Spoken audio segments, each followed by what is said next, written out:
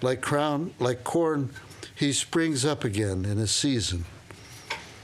Having thus spoken, the boy journeyed to the house of death. But the god was not at home, and for 3 nights Nachiketa waited.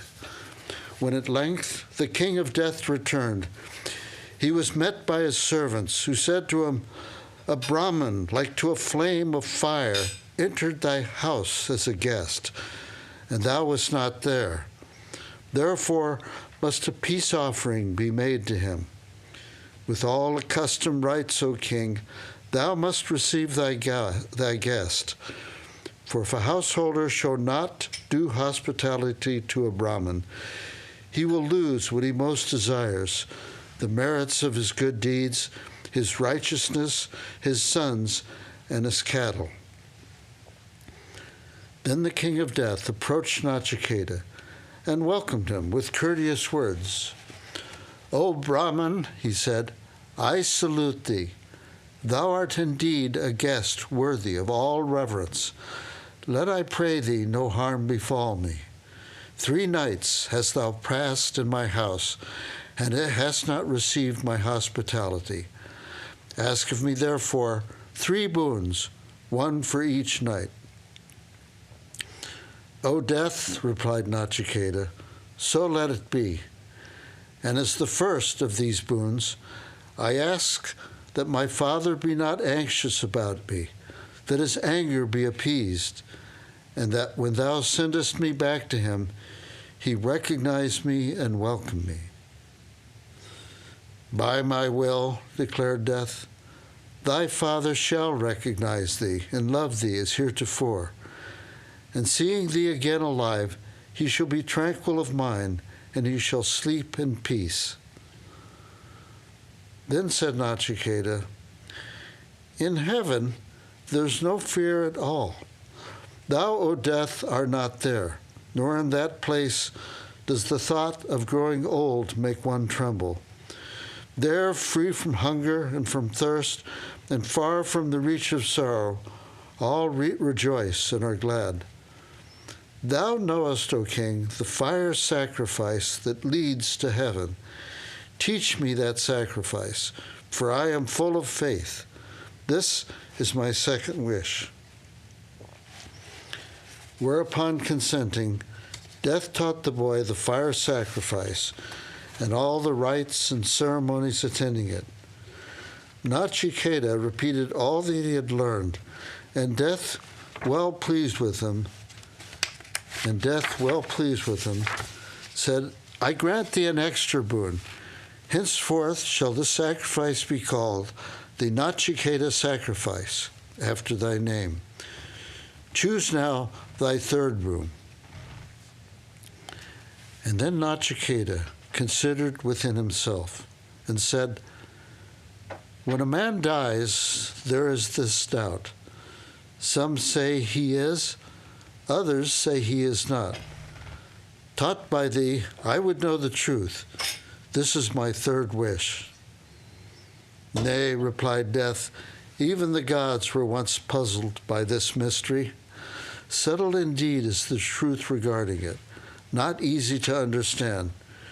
Choose thou some other boon, O Nachiketa." But Nachiketa would not be denied. "Thou sayest, O Death, that even the gods were once puzzled by this mystery, and that it is not easy to understand.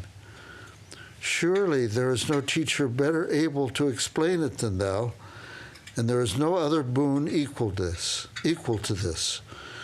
To which, trying Nachiketa again, the god replied, "Ask for sons and grandsons who shall live 100 years.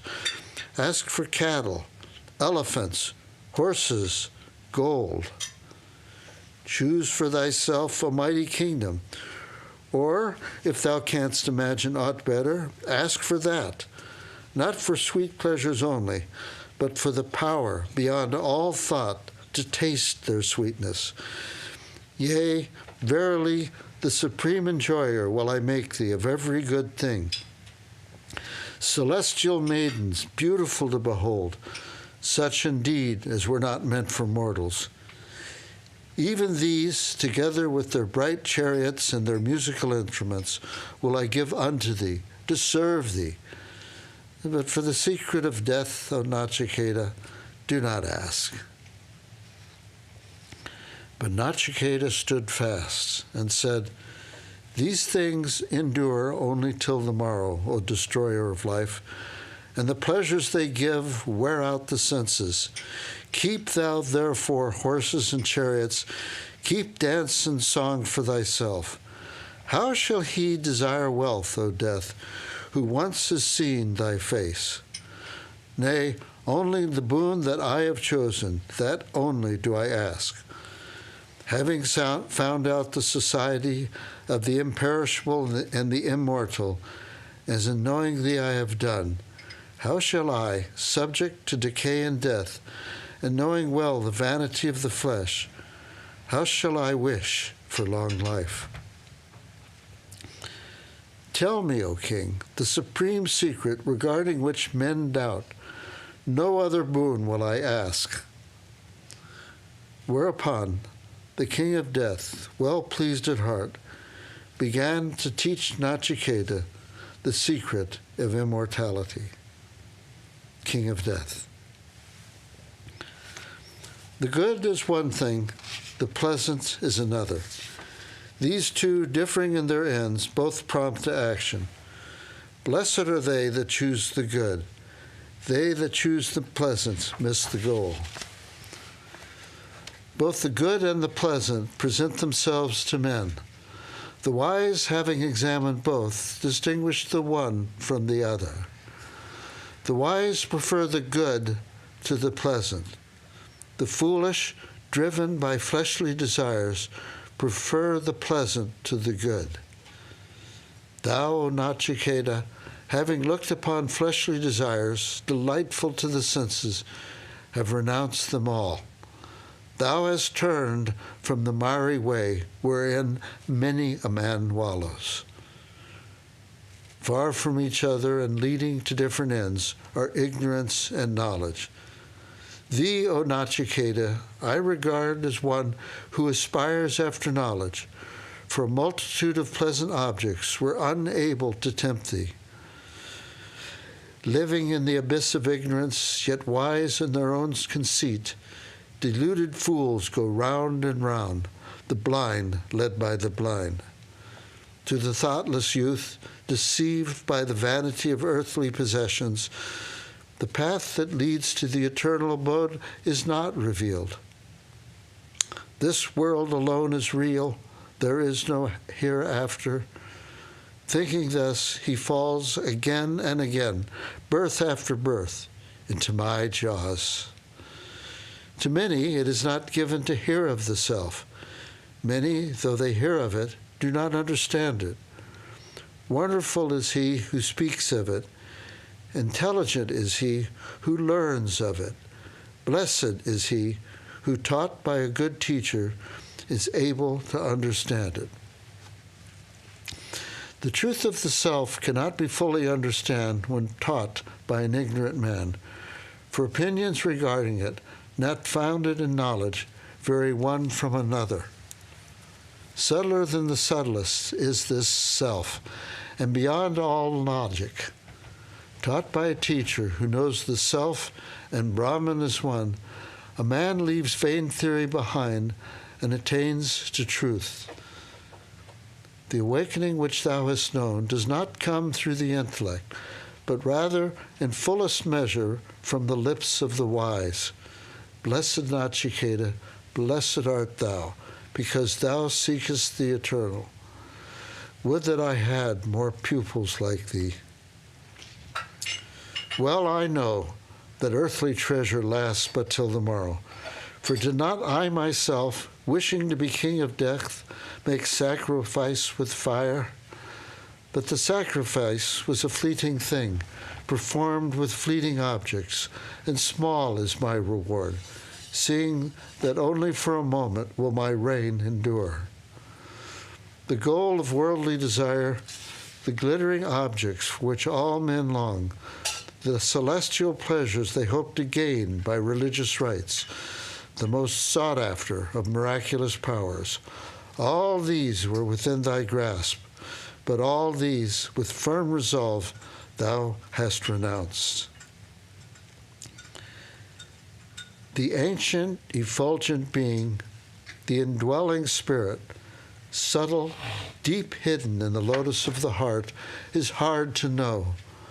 But the wise man, following the path of meditation, knows him and is freed alike from pleasure and from pain.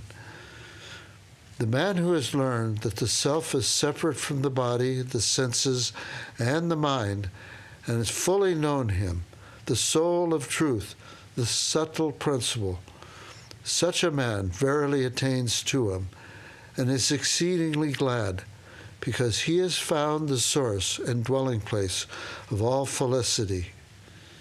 Truly do I believe, O Nachiketa, that for thee the gates of joy stand open. Nachiketa. Teach me, O king, I beseech thee, whatsoever thou knowest to be beyond right and wrong, beyond cause and effect, beyond past, present, and future.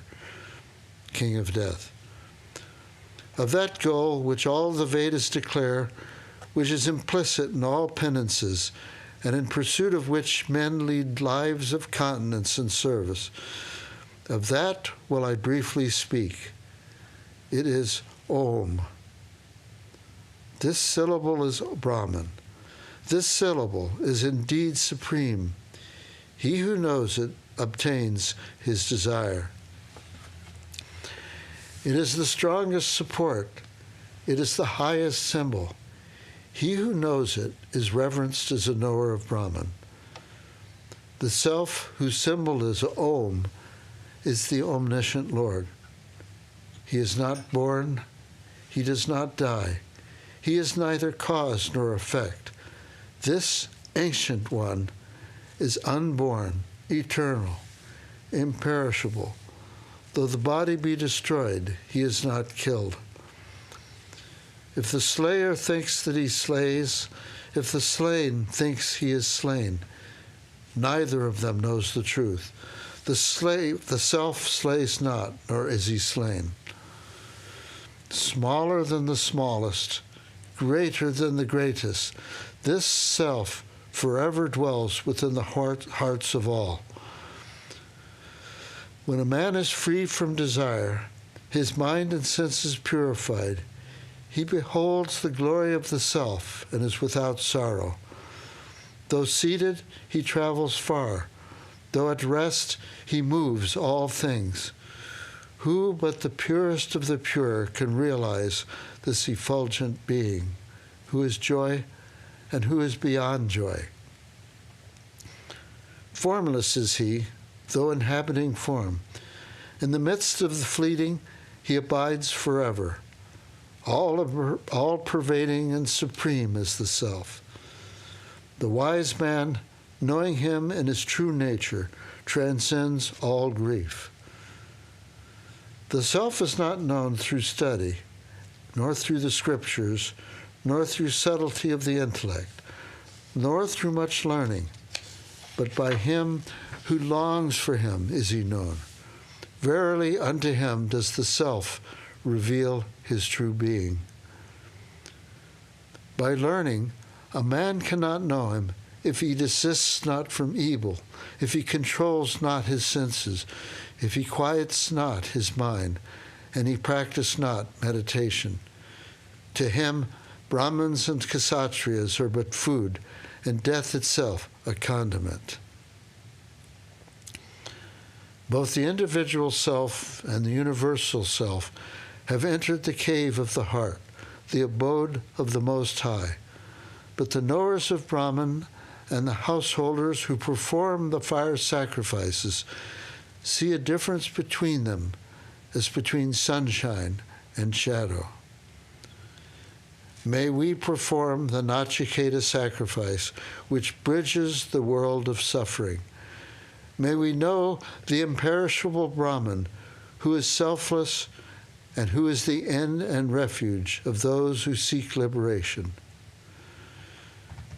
Know that the self is the rider, and the body the chariot, that the intellect is the charioteer, and the mind the reins.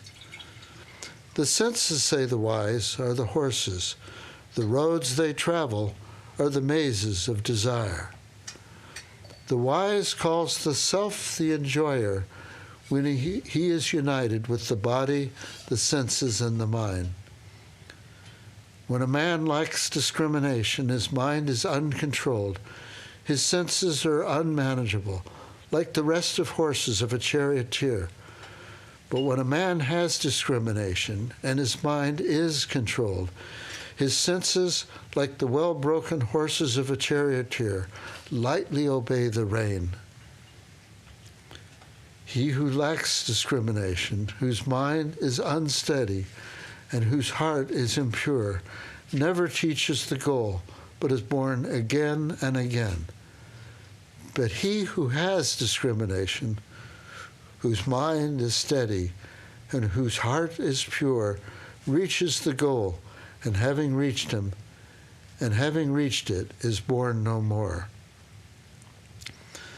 The man who has sound understanding for a charioteer, a controlled mind for reins, he it is that reaches the end of the journey, the supreme abode of Vishnu, the all-pervading.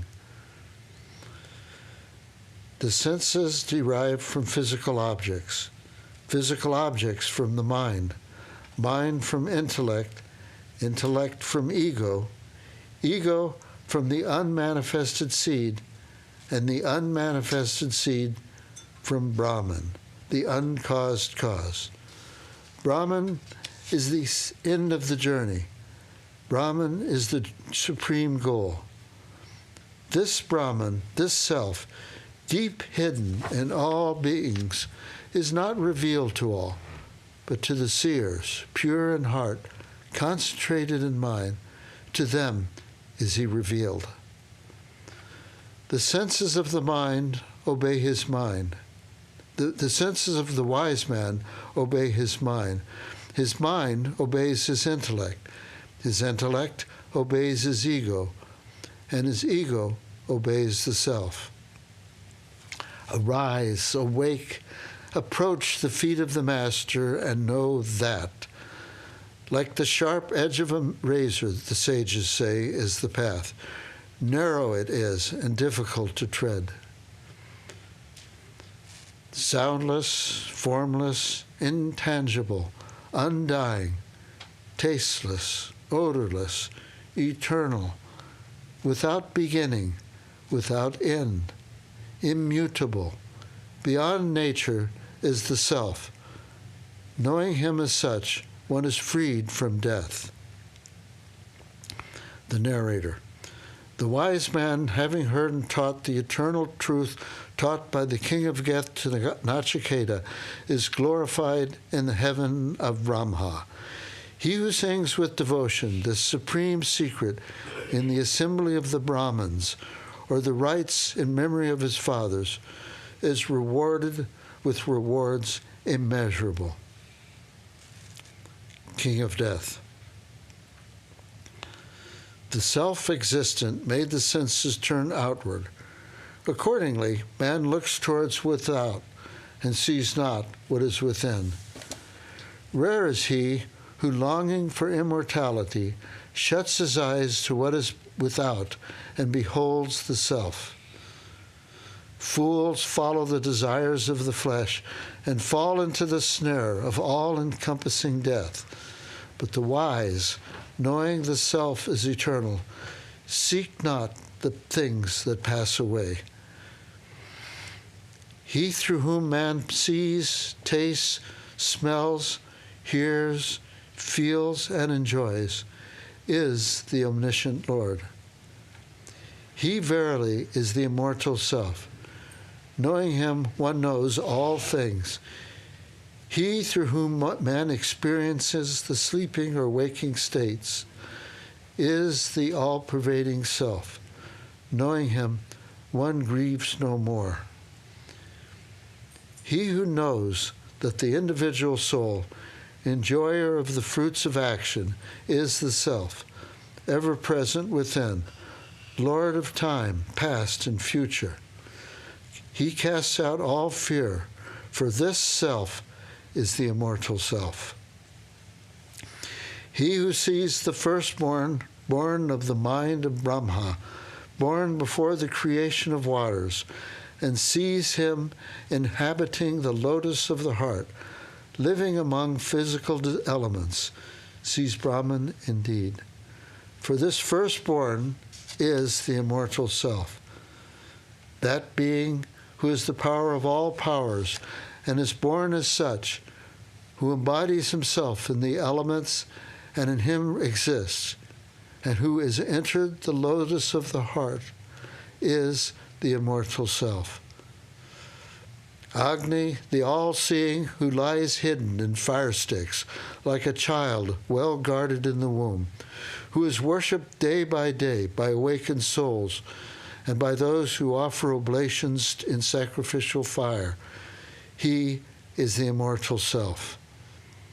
That in which the sun rises and in which it sets, that which is the source of all the powers of nature and of the senses, that which nothing can transcend, that is the immortal self.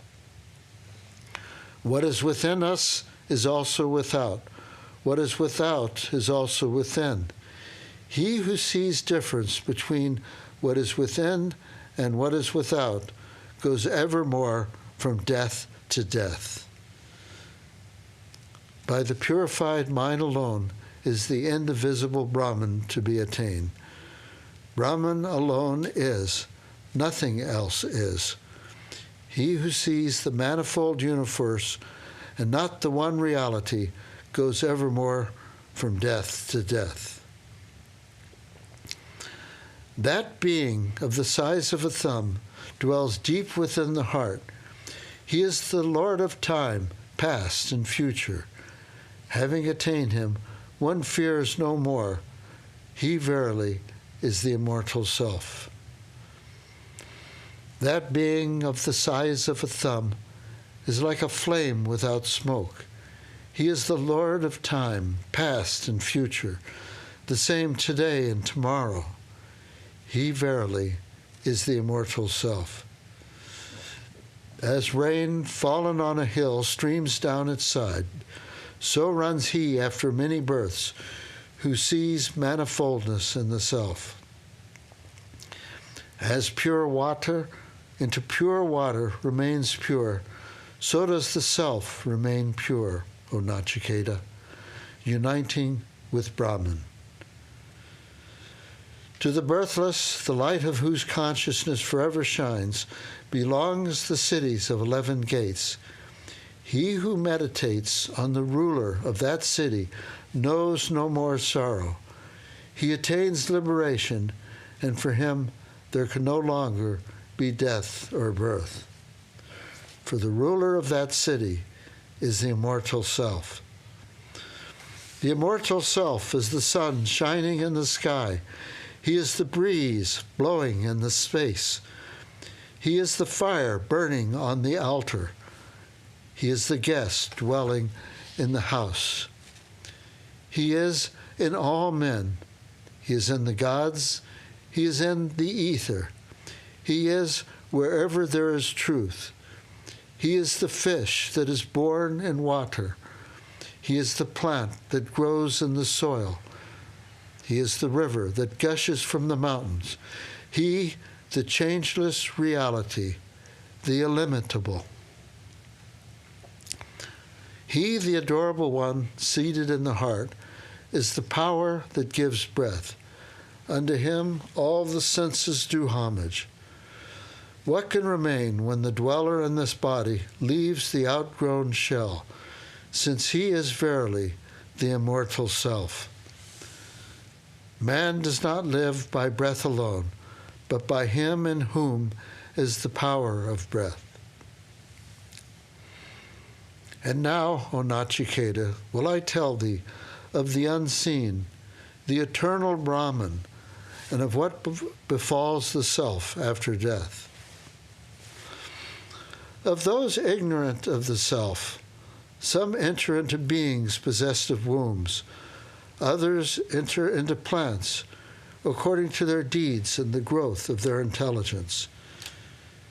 That which is awake in us, even while we sleep, shaping and dream the objects of our desire, that indeed is pure.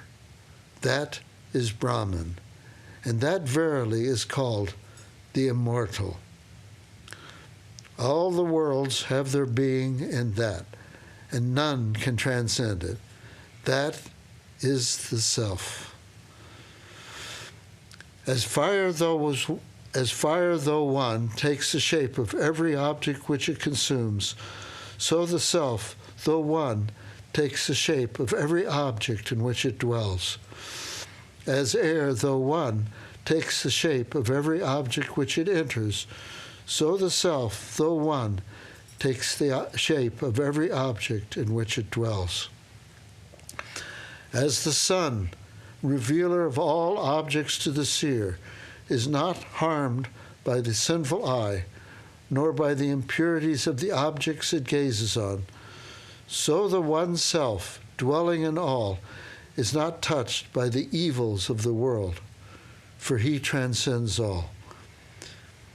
He is one, the Lord and innermost self of all, of one form. He makes himself many forms. To him who sees the self revealed in his own heart belongs eternal bliss, to none else, to none else. Intelligence of the intelligent, eternal among the transient. He, though one, makes possible the desires of many. To him who sees the self revealed in his own heart belongs eternal peace, to none else, to none else. Nachiketa. How, O king, shall I find that blissful self, supreme, ineffable, who is attained by the wise? Does he shine by himself, or does he reflect another's light? King of Death. Him the sun does not illumine, nor the moon, nor the stars, nor the kindling, nor the lightning, nor verily fires kindled upon earth. He is the one light that gives light to all. He shines, he shining, everything shines. This universe is a tree eternally existing, its roof aloft, its branches spread below. The pure root of the tree is Brahman, the immortal, in whom the three worlds have their being, whom none can transcend, who is verily the self. The whole universe came forth from Brahman, moves in Brahman. Mighty and awful is he, like to a thunderbolt crashing loud through the heavens. For those who attain him, death has no terror. In fear of him, fire burns, the sun shines, the rains fall, the winds blow, and death kills. If a man fail to attain Brahman before he casts off his body, he must again put on a body in the world of created things. In one's own soul, Brahman is realized clearly, as if seen in a mirror. In the heaven of Brahma also is Brahman realized clearly, as one distinguishes light from darkness. In the world of the fathers, he is beheld as in a dream. In the world of angels, he appears as if reflected in water. The senses have separate origin in their several objects. They may be active, as in the waking state, or they may be inactive, as in sleep. He who knows them to be distinct from the changeless self, grieve no more. Above the senses is the mind. Above the mind is the intellect. Above the intellect is the ego. Above the ego is the unmanifested seed, the primal cause. And verily, beyond the unmanifested seed is Brahman, the all-pervading spirit, the unconditioned, knowing whom one attains to freedom and achieves immortality. None behold him with the eyes, for he is without visible form, yet in the heart is he revealed through self-control and meditation. Those who know him become immortal. When all the senses are stilled, when the mind is at rest, when the intellect wavers not, that, say the wise, is the highest state. This calm of the senses and the mind has been defined as yoga. He who attains it is free from delusion. And one not freed from delusion, this calm is uncertain, unreal. It comes and goes. Brahman, words cannot reveal, mind cannot reach, eyes cannot see. How then, save through those who know him, can he be known? There are two selves, the apparent self and the real self. Of these, it is the real self, and he alone, who must be felt as truly existing. To the man who has felt him as truly existing, he reveals his innermost nature. The mortal in whose heart desire is dead becomes immortal. The mortal in whose heart the knots of ignorance are untied becomes immortal. These are the highest truths taught in the scriptures. Radiating from the lotus of the heart, there are 101 nerves. One of these ascends towards the 1,000-petaled lotus in the brain. If, when a man comes to die, his vital force passes upward and out through this nerve, he attains immortality. But if his vital force passes out through another nerve, he goes to one or another plane of mortal existence and remains subject to birth and death. The supreme person of the size of a thumb, the innermost self, dwells forever in the heart of all beings. As one draws the pith from a reed, so must the aspirant after truth, with great perseverance, separate the self from the body. Know the self to be pure and immortal, yea, pure and immortal. The narrator. Nachiketa, having learned from the god this knowledge and the whole process of yoga, was freed from impurities and from death, and was united with Brahman. Thus will it be with another also, if he know the innermost self. Om, peace, peace, peace.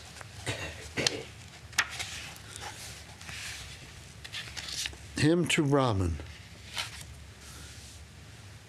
Within the lotus, the heart's chamber, there let me meditate on Brahman, divine consciousness, who is neither this nor that, since he is all, who lacks nothing, since all powers are his. The yogis attain him through meditation. He takes away fear of death, rebirth. He is being and knowing, seed of the worlds. I bow before you, eternal refuge. I bow before you, awareness made visible as this, our world. I bow before you, sole reality, giver of freedom. I bow before you, the all-pervading, beyond all aspects, absolute Brahman. For you are our only refuge, Lord of our adoration, Master of this universe, Giver of light, Maker, Sustainer, Destroyer, yourself changeless, alone above all else.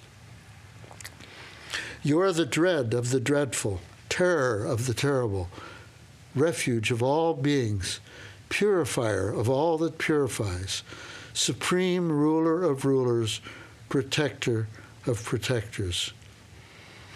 You are the sovereign Lord, manifest in all forms, yet yourself unmanifest. You are everywhere, yet the senses cannot find you. You are the truth of truths, not to be understood, never to be destroyed, all-pervading, without form and hidden. Lord and light of the universe, save us from harm. On you alone we meditate, who are one. To you alone we offer our worship, who are one. To you alone we bow down, sole witness of all that seems. In you alone we take refuge, who are one.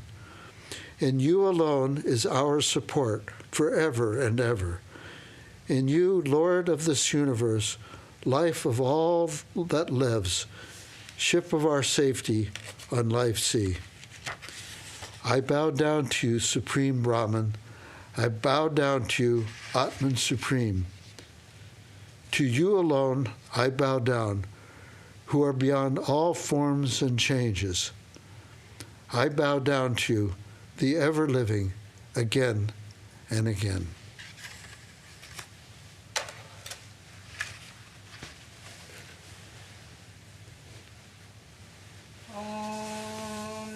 Shri Yatirajaya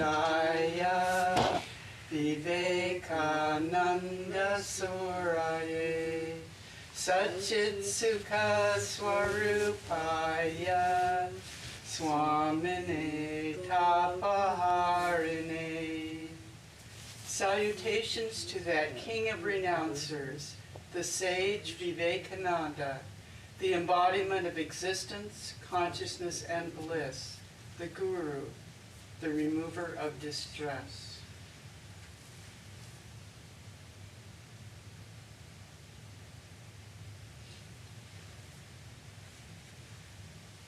Chant the name of the Lord and of His glory unceasingly. That the spirit of God may be light and quench that mighty forest fire. Worldly lust, raging furiously within. O me, stream down in moonlight, opening its cup to knowledge of thyself. O self, drown deep in the waves of his bliss, chanting his name continually, tasting his nectar at every step, bathing in his name, not back for weary souls. Various are thy names, O Lord, in each and every name thy power resides. No times are set, no rites are needful for chanting of thy name, so vast is thy mercy. How huge then is my wretchedness, who find in this empty life and heart no tool of thy name. O my mind, be humbler than a blade of grass, be patient and forbearing like a tree. Take no honor to thyself, give honor to all, chant unceasingly in the name of the Lord. O Lord and soul of the universe, mine is no prayer for wealth or retinue, the playthings of lust, or the toys of fame. As many times as I may be reborn, grant me, O Lord, a steadfast love for thee. A drowning man in this world's fearful ocean is thy servant, O sweet one. In thy mercy, consider him as dust beneath thy feet. Ah, how I long for the day when an instant separation from thee, O Govinda, will be as 1,000 years, when my heart burns away with its desire, and the world without thee is a heartless void. Prostrate at thy feet, let me be in unwavering devotion, neither imploring the grace of thy mind, nor bewailing the withdrawal of thy presence, though it tears my soul asunder. O thou, who stealest the hearts of thy devotees, do with me what thou wilt, for thou art my heart's beloved, thou and thou alone.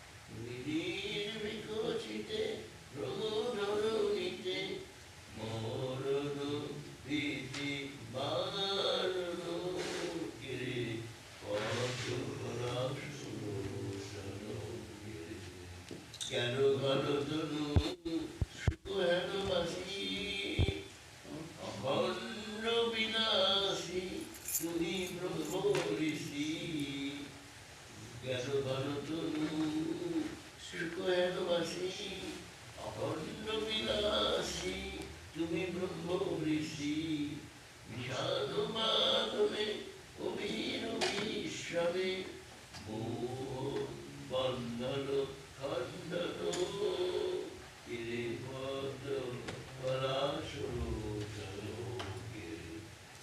জড়বি কেন কৌরবরণে পার্থ কি জেনে বাসুদেব সনে রাম কত প্রাণ বীর হনুমান রঘুনাম গুণী রঙ্গন কিরে পদ পলাশলোচন জ্ঞান প্রেম কর্ম ত্রিশূলধারী নররূপ ধরি এলে ত্রিপুরারি রস পানে হরি গুণগানে নারদ দীনবারদ কিরে পদ পলাশলোচন শরণাগত চরণে তোমার বিবেকানন্দ বীর অবতার শরণাগত চরণে তোমার বিবেকানন্দ বীর অবতার কিবা পরিচয় রামকৃষ্ণময় কিবা পরিচয় রামকৃষ্ণময় মানস রঞ্জন কিরে পদ্ম পলাশলোচন কিরে পদ্ম পলাশলোচন কিরে পদ্ম পলাশলোচন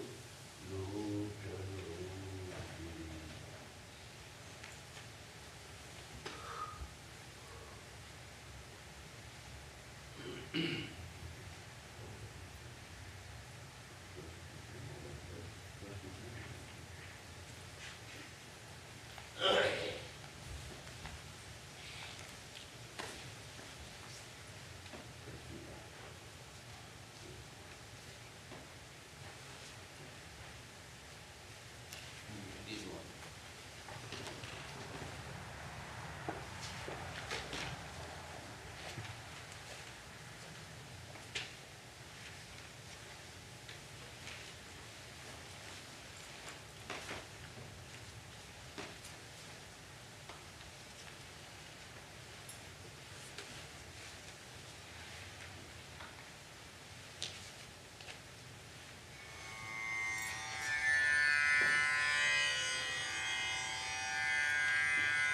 Srimad Bhagavad Gita, chapter 15.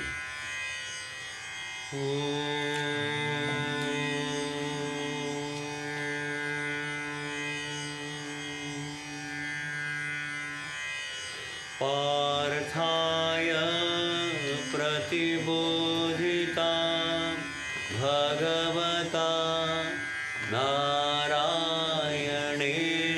swayam vyasena grathitam puranamunina madhye mahabharatam advaitamritavarshini bhagavati ashtadashadhyayini amba tvam anusandadhami Bhagavad Gita bhavadveshini vasudeva sutam devam kamsa chanuramardanam devaki paramanandam krishnam vande jagadgurum atha panchadashodhyayah Shri Bhagavan uvacha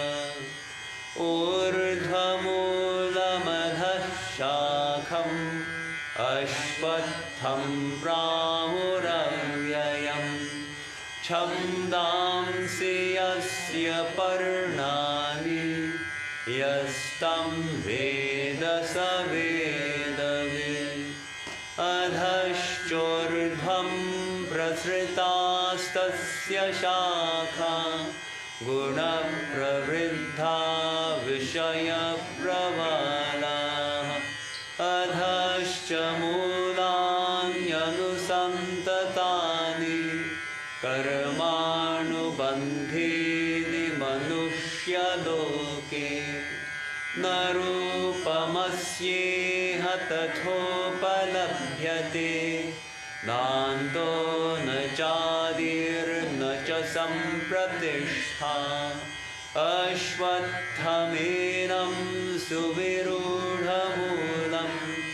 असङ्गशस्त्रेण दृढेन छित्त्वा ततः पदं तत्परिमार्गितव्यम् यस्मिन् गता न निवर्तन्ति भूयः तमेव चाद्यं पुरुषं प्रपद्ये यतः प्रवृत्तिः प्रसृता पुराणी निर्मानमोहाजितसङ्गदोषाः अध्यात्मनित्या विनिवृत्तकामाः द्वन्द्वैर्विमुक्ता सुखदुःखसंज्ञैः गच्छन्त्यमूढाः परमव्ययन्त न तद्भासयते सूर्यो न शशाङ्को न पावकः यद्गत्वा न निवर्तन्ते तद्धाम परमं मम ममैवांशो जीवलोके जीवभूतः सनातनः मनःषष्ठानीन्द्रियाणि प्रकृतिस्थानि कर्षति शरीरं यदवाप्नोति यच्चाप्युत्क्रामतीश्वरः गृहीत्वैतानि संयाति वायुर्गन्धानि वाशयात् श्रोत्रं चक्षुस्पर्शनं च रसनं घ्राणमेव च अधिष्ठाय मनश्चायं विषयान् उपसेवते उत्क्रामन्तं स्थितं वापि भुञ्जानं वा गुणान्वितं विमूढानानुपश्यन्ति पश्यन्ति ज्ञानचक्षुषः यतन्तो योगिनश्चैनं पश्यन्त्यात्मन्यवस्थितं यतन्तोऽप्यकृतात्मानो नैनं पश्यन्त्यचेतसः यदादित्यगतं तेजो जगद्भासयतेऽखिलम् यच्चन्द्रमसि यच्चाग्नौ तत्तेजो विद्धि मामकम् गामाविश्य च भूतानि दधमोजसा पुष्णामि चौषधीः सर्वाः सोमो भूत्वा रसात्मकः अहं नरो भूत्वा प्राणिनां देहमाश्रितः प्राणापानसमायुक्तः पचाम्यन्नं चतुर्विधं सर्वस्य चाहं हृदि सन्निविष्टो मत्तस्मृतिर्ज्ञानमपोहनं च सर्व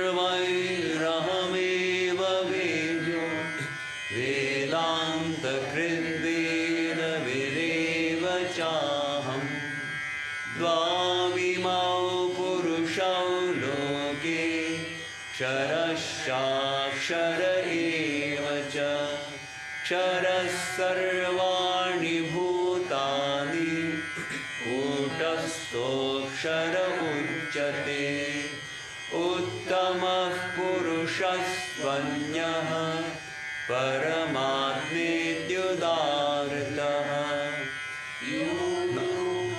त्रयमाविश्य बिभर्त्यव्यय ईश्वरः यस्माक्षरमतीतोऽहम् अक्षरादपि चोत्तमः अहोस्मि लोके वेदे च प्रथितः पुरुषोत्तमः यो मामेवमसम्मूढो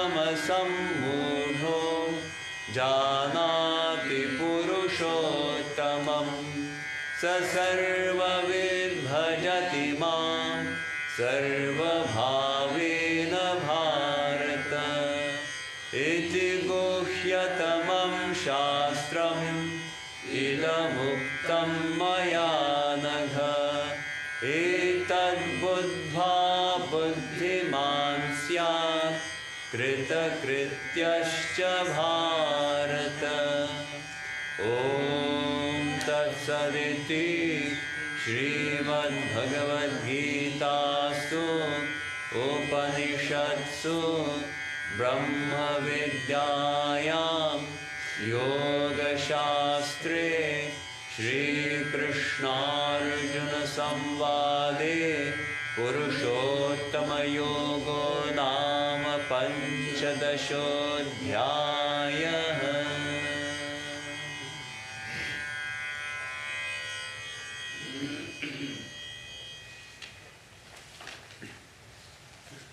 Om, O Bhagavad Gita, with which Partha was enlightened by the Lord Narayana himself, and which was incorporated in the Mahabharata by the ancient sage Vyasa, the Blessed Mother, the destroyer of rebirth, showering down the nectar of Advaita, and consisting of 18 chapters. Upon thee, O Bhagavad Gita, O loving Mother, I meditate.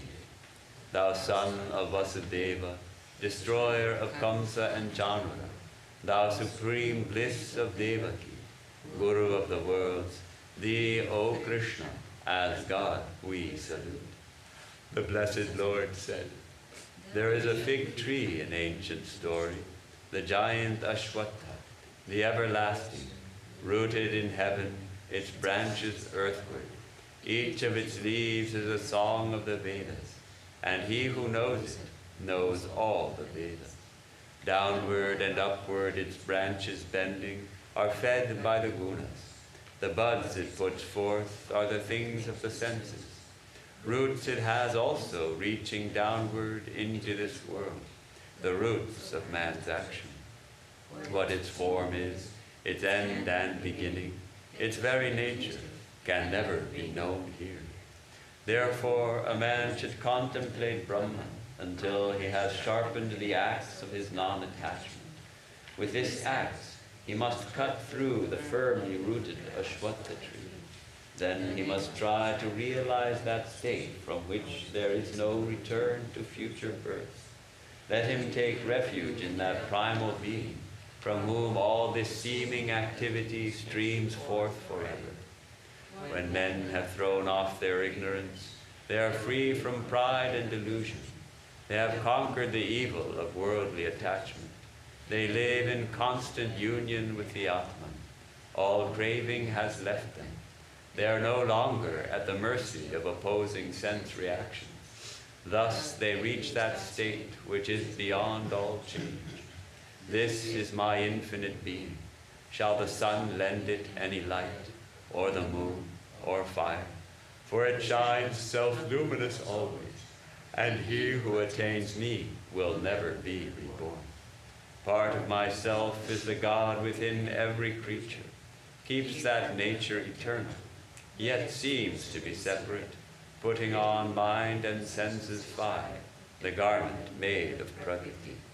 When the Lord puts on a body, or casts it from him, He enters or departs, taking the mind and senses away with him, as the wind steals perfume out of the flowers, watching over the ear and the eye, and presiding there behind touch and taste and smell. He is also within the mind. He enjoys and suffers the things of the senses, dwelling in flesh or departing, or one with the gunas, knowing their moods and motions. He is invisible always to the ignorant, but his sages see him with the eye of wisdom. Yogis who have gained tranquility through the practice of spiritual disciplines behold him in their own consciousness. But those who lack tranquility and discernment will not find him, even though they may try hard to do so. That lives in the sun, lighting all the the light that is in fire. Know that light to be mine. My energy enters the earth, sustaining all that lives.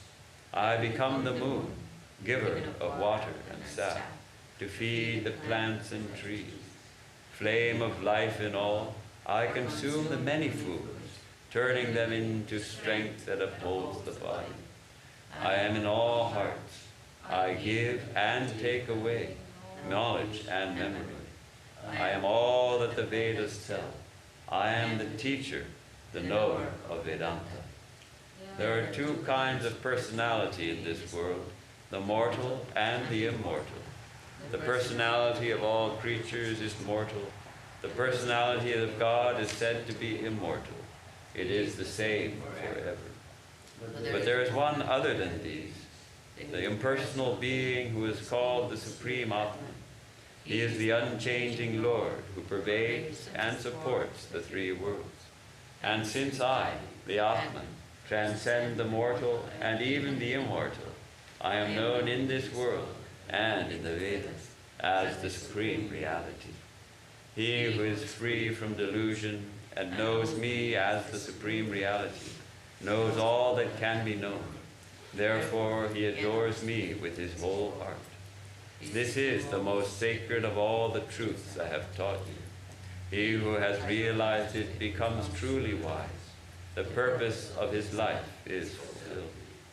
Thus, in the Srimad Bhagavad Gita, the essence of the Upanishads, the science of Brahman, the scripture of yoga, the dialogue between Sri Krishna and Arjuna, ends the 15th chapter, titled The Way to the Supreme Spirit.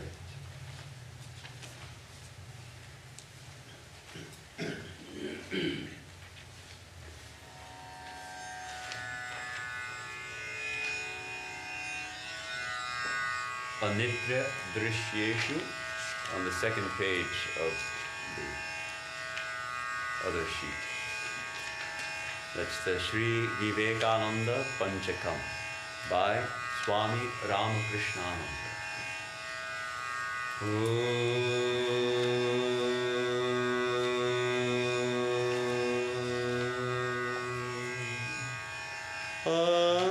Anitya Drishyeshu Vivitya Nityam Tasmin Samabhapta Iha Smalilaya Viveka Vairagya Vishuddha Chittam Viveka Vairagya Vishuddha Chittam Yosau Viveki Tamaham Namami Yosau Viveki Tamaham Namami Viveka Jalam Danivagna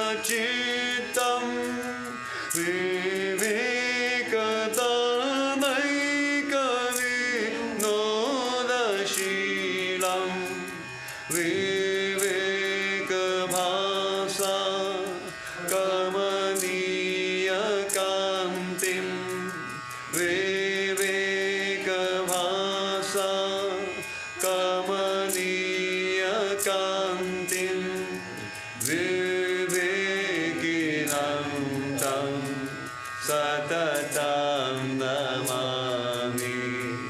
Vivekanandam Satatam Namami Ritam Cha Vijnanamadhishrayadya Nirantaram Cha Vimadhyam Tahinam Sukham Surupam Prakaroti Yasya Sukham Surupam Prakaroti Yasya Anandamurti Tamaham Namami Anandamurti Tamaham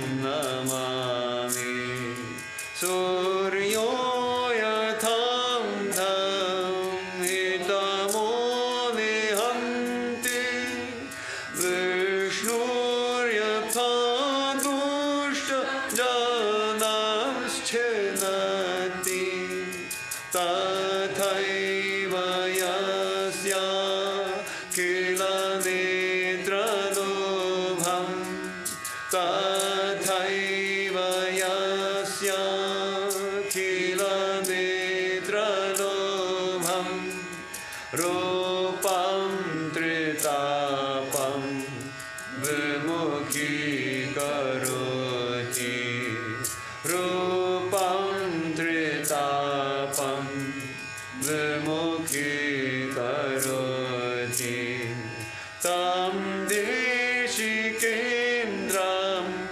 Paramam Pavitram Vishwasya Panam Madhuram Yatindram Hitaya Nrinam Naramurtimantam Hitaya Nrinam Naramurtimantam Viveka Anandamaham Namami Viveka Anandamaham Namami Viveka Anandamaham Namami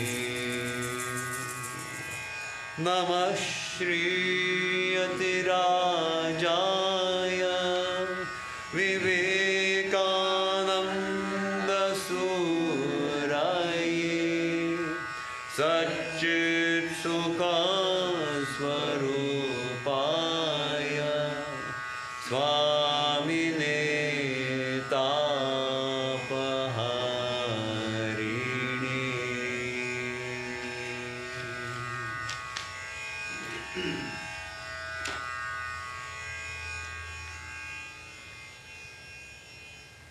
To him who, sifting out the eternal from the transitory phenomena of this world, made it his sport to concentrate thereon his mind, purified by viveka and vairagya, discernment and renunciation.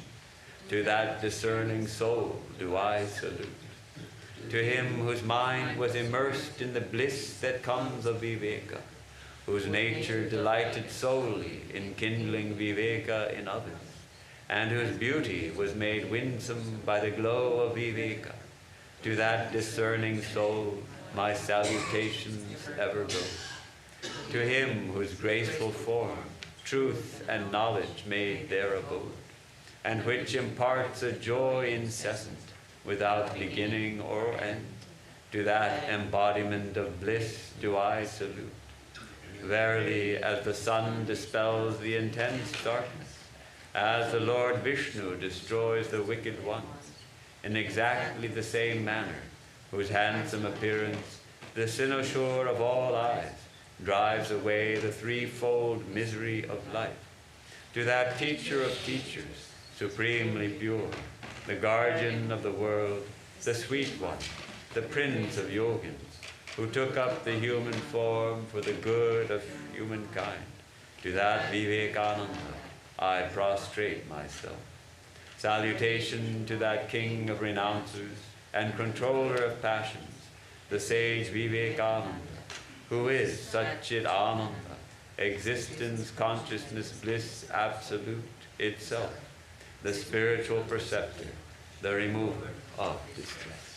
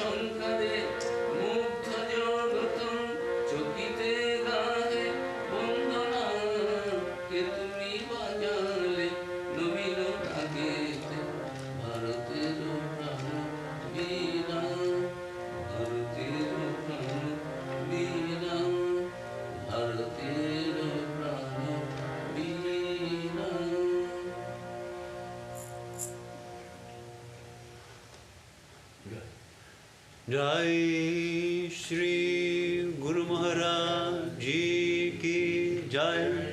Jai Mahamai ki Jai. Jai Swami Ji Maharaj Ji ki Jai. Jai Raja Maharaj Ji ki Jai.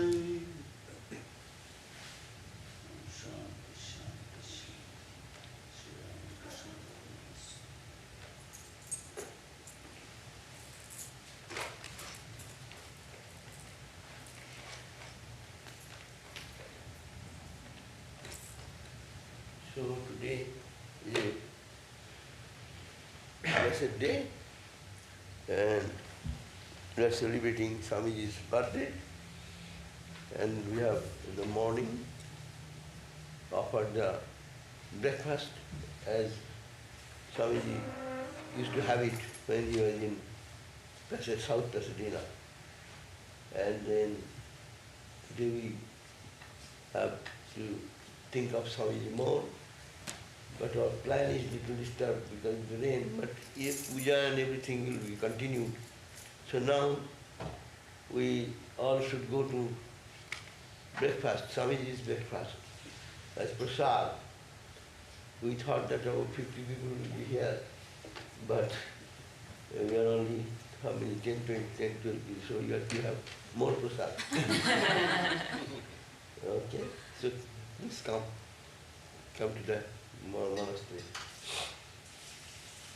And let Swamiji's blessings be all of us.